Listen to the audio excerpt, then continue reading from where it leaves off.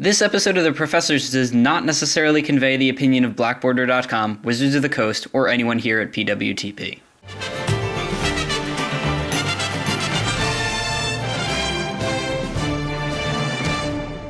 Many people have inquired about the rules changes, whether the in-play zone will become the battlefield, whether purple will become the color of portals, or whether cats will become the next unset theme. But never before have we seen something as amazing as this.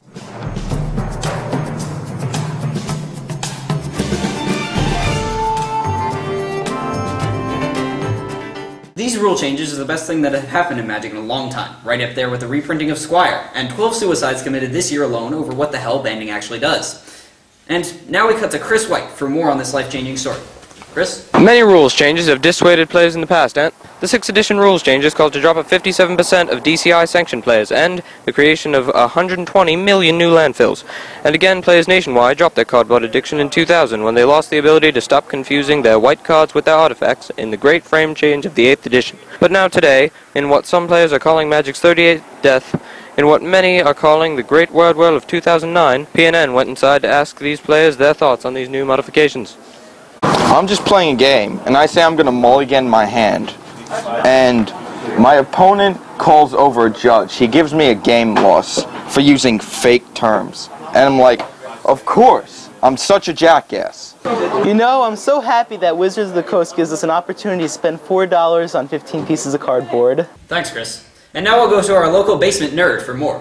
You're a troll, if I'm correct. Yes, that's right. And what is your opinion on these rule changes? Oh, they're great, you know. I've been trying to destroy Magic since the beginning. I was the one who came up with the Mythic Rares and the 8th edition frame. And they all fell for it. You know, it's so difficult sometimes. The community is just so damn supportive. Wizards are like, we're gonna be totally 100%. They're like, yeah, it's just so damn dumb sometimes.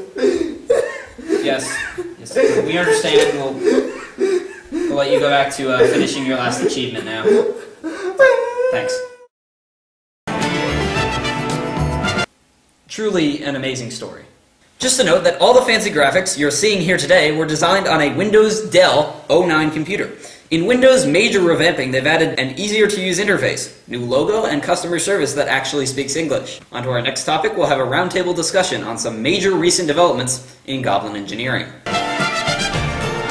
So, gentlemen, what is your recent hearings about this Goblin developments? Well, I hear there's apparently this new anti-Goblin group out there. They're called the Gobstoppers. Ah, yes, I've heard of them. The saucer tree was recently planted. What's your opinion on that? Do you think it's going to be a success? Well, there's been many failures in the past, but, you know, I spoke with this middle-aged goblin woman, and she says that even though all of her attempts have been failures, she's going to keep trying. Now, with the goblins taking over the engineering industry, how are we going to prepare for the future? Are our appliances going to be good enough? Are they going to be good enough to compete with other nations? You know, many people have raised that question, and frankly, I think we're screwed. It seems that the elves have a very anti-machinery stand. In fact, I heard that one elf, I was saying, Glissa, recently chained herself to a giant tree in the Lanor Woods and said that she wouldn't move until her blenders were all Vidalki made. And now to Chris White with weather on the 67s. Chris? We all gonna die! Thanks, Chris. Moving on, Progenitus really does have protection against everything. Except Chuck Norris.